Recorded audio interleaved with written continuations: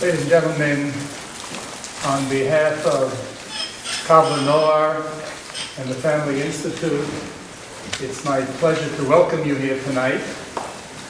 This the second annual Pezi Goldberg Memorial Lecture commemorating the second yahrzeit of our Chaver, Pezi Goldberg, Zichrono Livracha.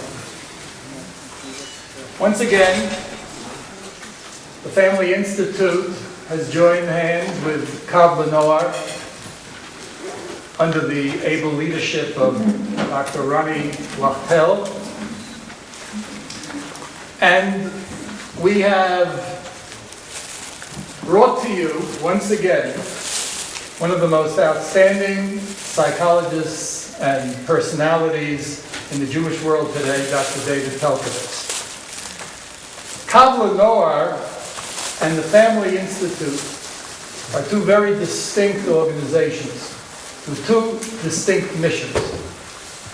But nevertheless, our alliance and collaboration on many programs is a very natural and understandable phenomenon because we are all working in the same arena, Noar and the Family Institute.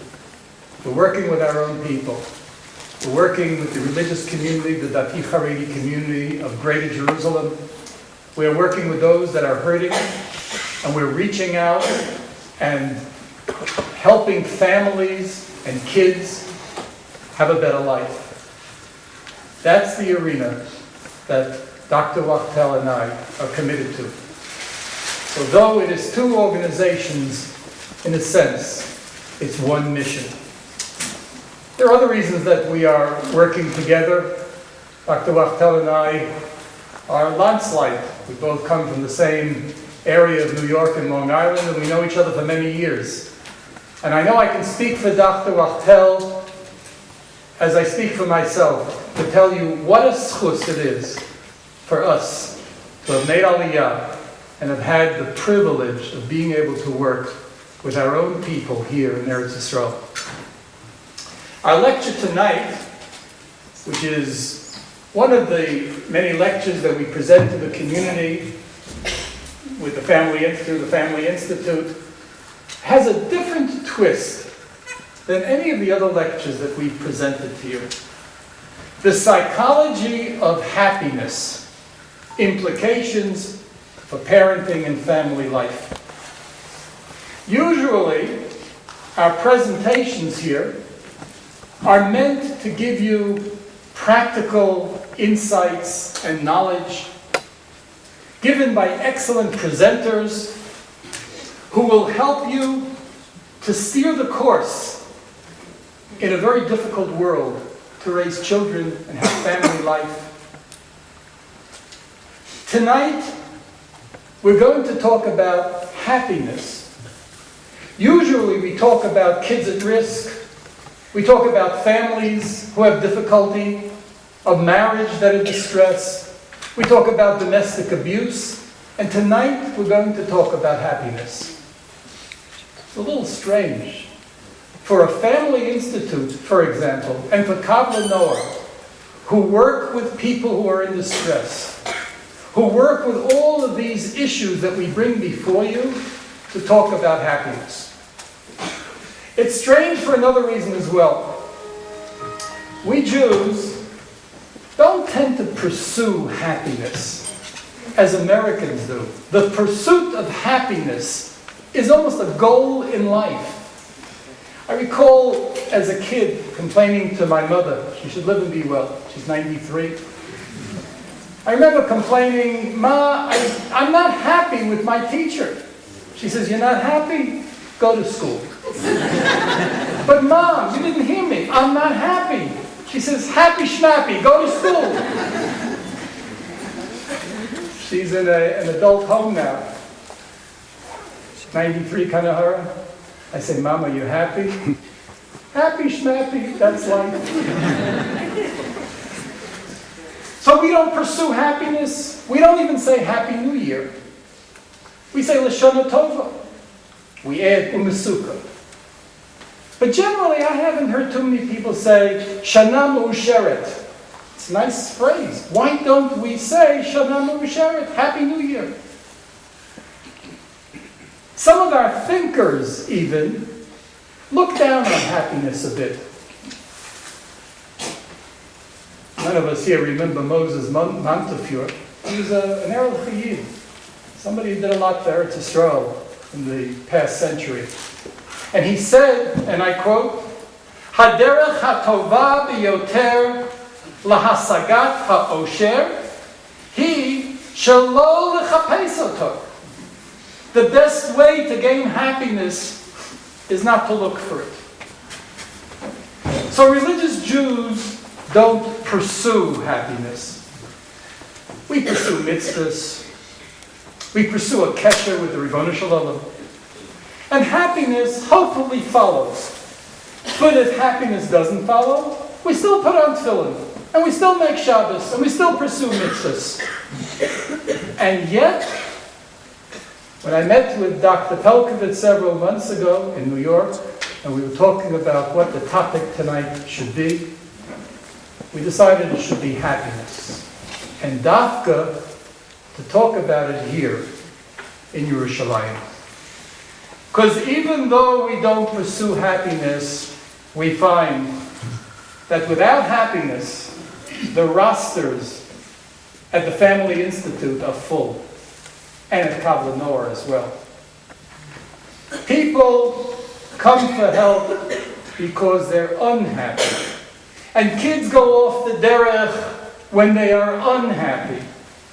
And marital partners who do not find happiness, it has ripple effects throughout the family and ultimately throughout the community. So happiness is something that we seek even if we don't pursue it. And this is why we felt that we need to talk about happiness. Derech Agav, Ivdu es Hashem b'simcha, is simply saying that without a happiness, without a simcha, you can't be even an Eved Hashem in the right way. So there's a crux of happiness to religious life. For most of the years that I was a clinical psychologist, was many years, the focus in the field was on psychopathology, on mental illness, how to treat it, how to assess it, how to diagnose it. More recently, over at least the past decade, the emphasis in psychology has been on positive psychology. There are such topics as resilience.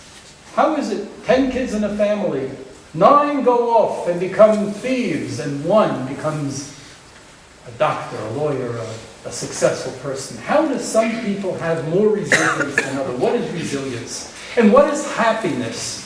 And what is a successful relationship? The emphasis is now on positive psychology. Well, ladies and gentlemen, one of the most positive people I know is a positive psychologist by the name of Dr. David Pelcovitz.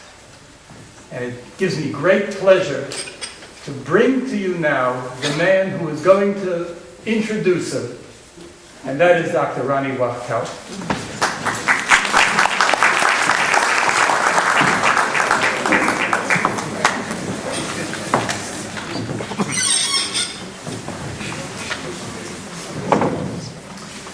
Bruchim Habayim, and welcome to this, our second yahrzeit commemoration of the untimely death of Chezi Goldberg, Hashem Yikam Domo. Those of you who joined us last year heard me share the fact that I met Chezi for the first time only 2 weeks before he was tragically killed. Those of us on the staff at Noar, and many of you in this room who work with Anglo teens who engage in at-risk behaviors as they confront the world around them, will always be grateful to Chezi for the pioneering efforts he made in bringing their issues to the attention of the mental health community here in Israel. The spring 2004 issue of Viewpoint excerpted an article that Chezi had written entitled, "Teens, Despair Not, Don't give up. Permit me for a moment to quote briefly from this article. Dear teens, he wrote, kids at risk often get a bad rap.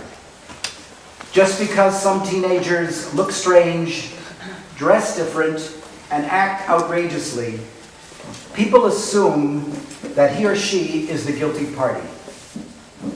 Not always. Just as there are families with risky teens, there are teens with risky parents and risky families. I want you to know, he wrote, that you are not alone. I want you to know that there are those of us who understand your side of the story. We must face up to the reality that often you kids find yourselves in situations that are troublesome. Objectively speaking, it is not easy being a kid. After all, I remember not too long ago the trials and tribulations of my childhood and adolescence. Growing up is hard to do. May all of us be reminded by Chezi's powerful words and insights to look at our children and at our clients as, quote, a precious mold pressed and formed by Hashem in his wisdom, creativity, and love. I'd like to just take this moment to extend a very personal welcome to Shifra Goldberg, Chezi's wife, and her two daughters who have graciously joined us here this evening. We're truly delighted, as we were last year, that you could be with us. And we share in your loss, and we hope that this evening will perhaps represent a small source of comfort for all of you. Before introducing our guest lecturer, I would like to thank three very special couples, this evening's sponsors. Please join me in extending a Yasher Koach to Mel and Sylvia David, to Simcha and Esti Fass, and to Alan and Sophia Ziegler for the support they provided for this evening's program. May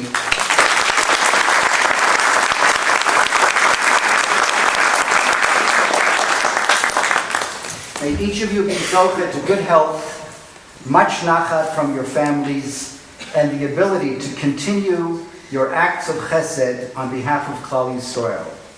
And may all of us be inspired by the example that you have set for us. There are a number of people who I wanted to acknowledge, but I don't see them here, so I'm going to just skip this next section, except to acknowledge one individual who I do see, my friend Joel Rabibo, who is the editor of the weekly edition of Hamodia, who has been a real true friend to all of us at Kabbalah Noar, but especially to me, and of course to his wife Miriam, my colleague. And also, Joel, for your technical assistance and for your words of encouragement. We are very appreciative to you.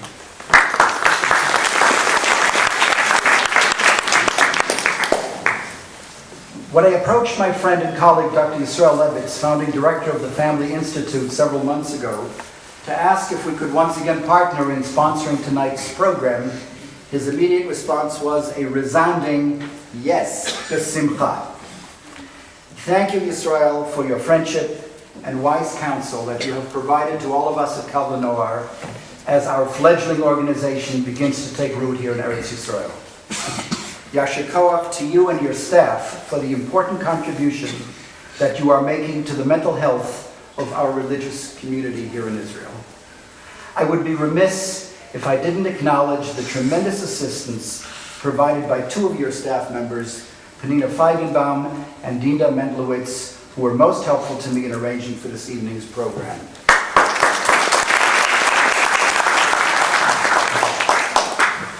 Finally, a very special, warm thank you to Joyce Boyne, who recently informed us that donations received for the flower gemach that she and her husband Stanley founded in memory of their son David Reuven, Hashem Yikam Damo, who was killed in a drive-by terrorist shooting, will be directed to Kabbalah Noar.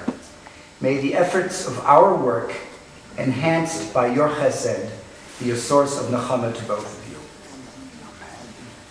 Dr. Pelcovitz received his bachelor and master's degrees from Brooklyn College and his PhD in psychology from the University of Pennsylvania. Dr. Pelcovitz served for over 20 years as a clinical professor of psychology in psychiatry at both the Cornell University College of Medicine and the New York University School of Medicine. During the same period, he also served as director of the Division of Child and Adolescent Psychiatry at North Shore University, Long Island Jewish Hospital. Dr. Pelcovitz is a leading expert in family trauma, child abuse, and at-risk youth, especially as these issues affect the Jewish community. For more than 20 years, he has advised community agencies, schools, and families throughout the United States, and more recently throughout the world, in the wake of tragedies such as natural disasters, school violence, or large-scale sexual abuse cases. When Dr. Pelcovitz leaves Eretz Yisrael this coming Sunday, he will be traveling to Sri Lanka as a consultant together with a group of binational trauma specialists to assist the communities in Sri Lanka who were traumatized last year by the tsunami. Dr. Pelcovitz has also led continuing education workshops on issues faced by the Jewish community for professional staff at leading Jewish organizations.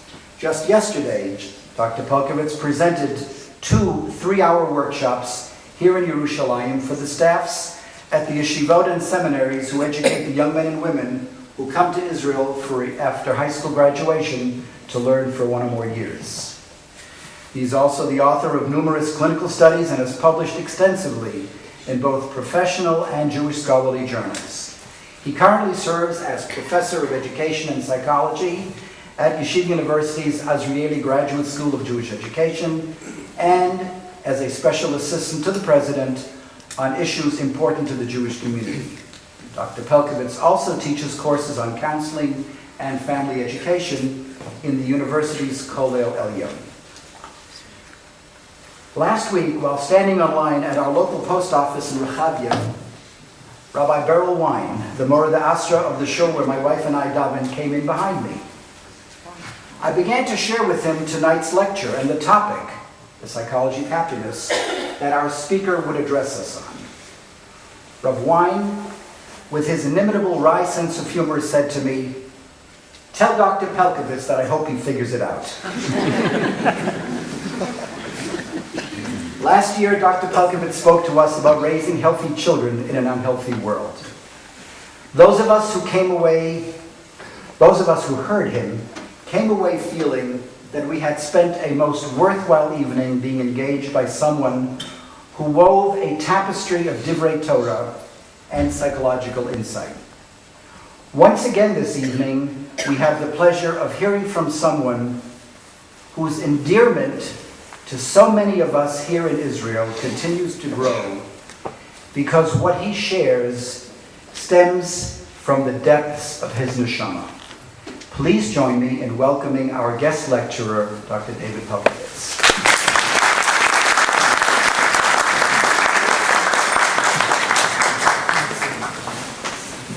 Thank you so much. I hate hearing these things, but I was reminded of a famous comment made by President Johnson of the United States. Did you ever hear this?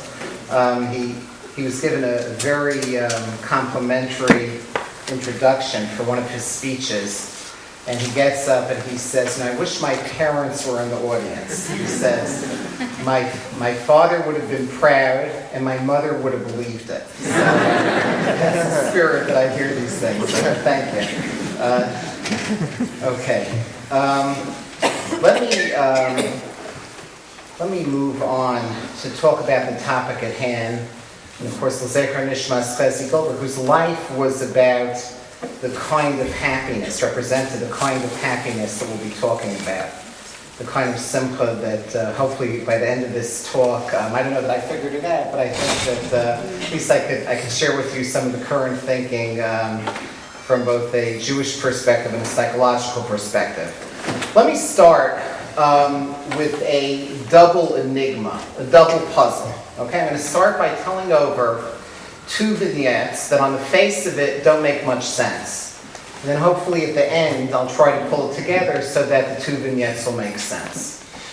Enigma number 1 is a little paragraph in one of the best-selling books of all time, best-selling nonfiction books of all time.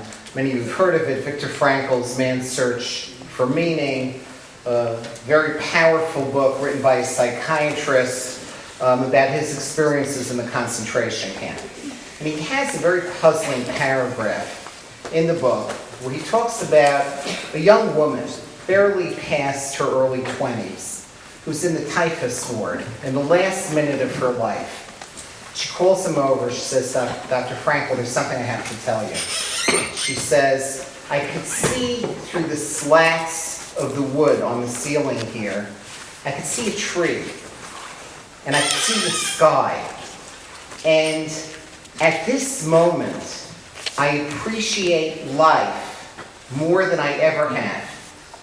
I've always had a pretty frivolous life. I never knew what was important. She goes on to say, Dr. Frankel, this is the happiest moment of my life. And she closes her eyes and she dies. So that's enigma number 1. Happiest moment of your life as your life is slipping away when you're barely 21 years old, 22 years old. That's enigma number 1. Enigma number 2 is I'm at a High Lifeline retreat a few years ago, a retreat for parents and children who are struggling with facing life-threatening illness. And it's towards the end of Shabbos, and a group of parents are sitting down, about 50 couples, all of whom are struggling with their child, facing different serious illnesses. And one Hasidic guy raises his hand and he makes the following comment. He says, this Rosh Hashanah, my son was diagnosed with leukemia. This Yom Kippur, 10 days later, I was sitting in shul, and a wave of happiness washed over me like I never felt in my life. And I hear it, I don't understand it, but I look around and I see the other 49 couples are nodding their heads in agreement with tears in their eyes.